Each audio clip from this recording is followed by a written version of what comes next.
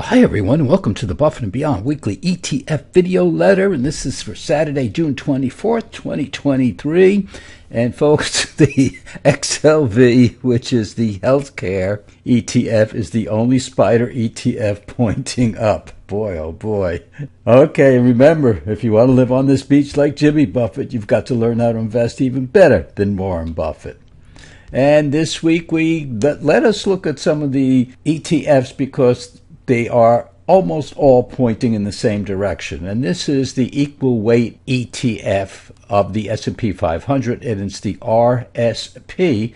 And you can see how it's pointing down. This indicator, which is a shorter term indicator up here, is pointing down. This indicator down here is just starting. This is our intermediate term indicator starting to point down. And of course, the ETF itself is down and heading toward this 50-day moving average in here. The S&P 500, which is the index capitalization weighted index that we always talk about, is starting to point down, and this indicator up here pointing down, and we might get a crossover of our intermediate term indicator. And I'm recording this on Friday afternoon, so the market has yet to close. So just to give you an indication, everything pointing down. Again, blue line is the 50-day moving average, and we were talking about the reversion to the mean in our Saturday market recap letter and all week long in our daily letter, talking about maybe coming down, reverting to the mean, just like it did here, So we wouldn't be surprised to see it come down to the 50-day moving average. But for sure, at least the 4,300 level will provide some area of support in here. But we'll see. That's what next week is for.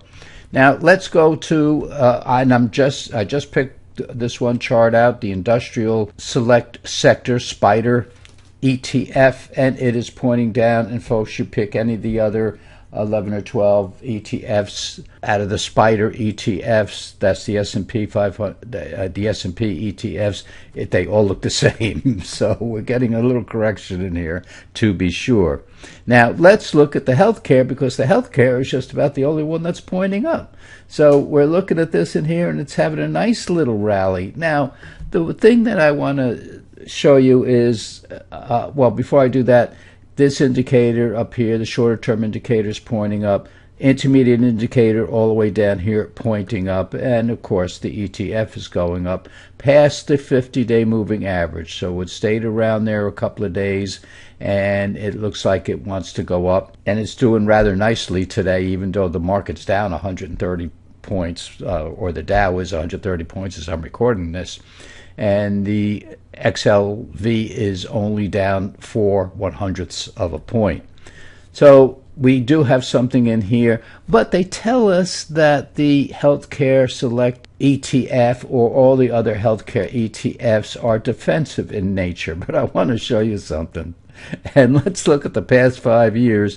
Black line is the S&P 500. The yellow line is the XLV, which is the healthcare ETF. And folks, if you don't have two brothers or twin brothers looking the same, it's these two ETFs. So all of those of you who think you are in, and I did too before I did all this research, thought that the healthcare sector was more resistant to recessions, etc., etc., etc. No, it's not. It follows the S&P 500 almost dollar for dollar, except this one area in here. But over 5 years, my gosh, they could be twins.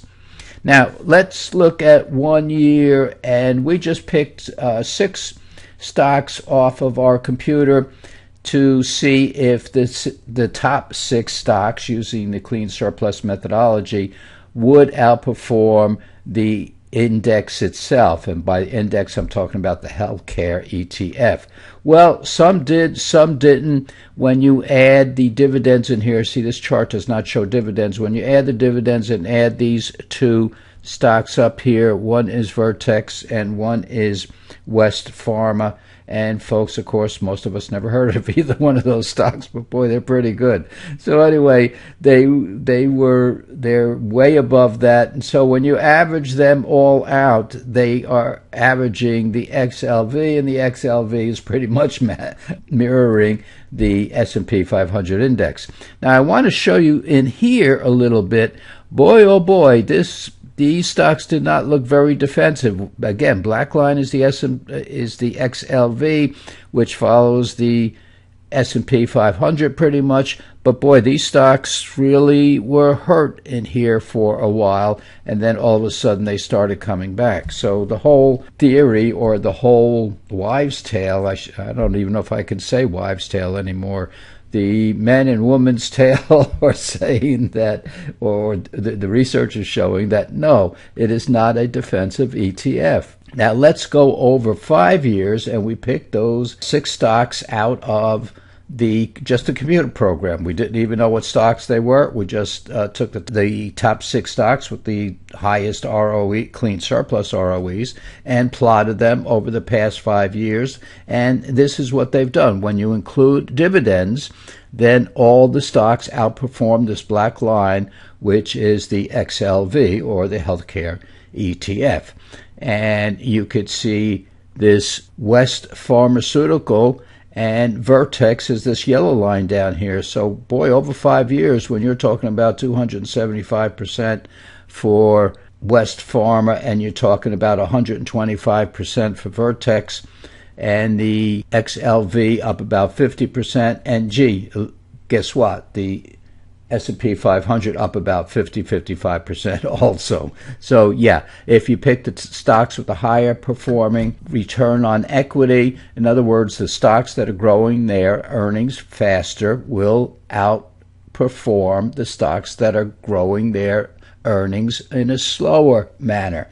That's it. And plus you have some nice dividends in some of these stocks here. So yeah, you pick the best stocks in any ETF or any index, and you will probably outperform that index over the longer time period. So that's nice 5 years.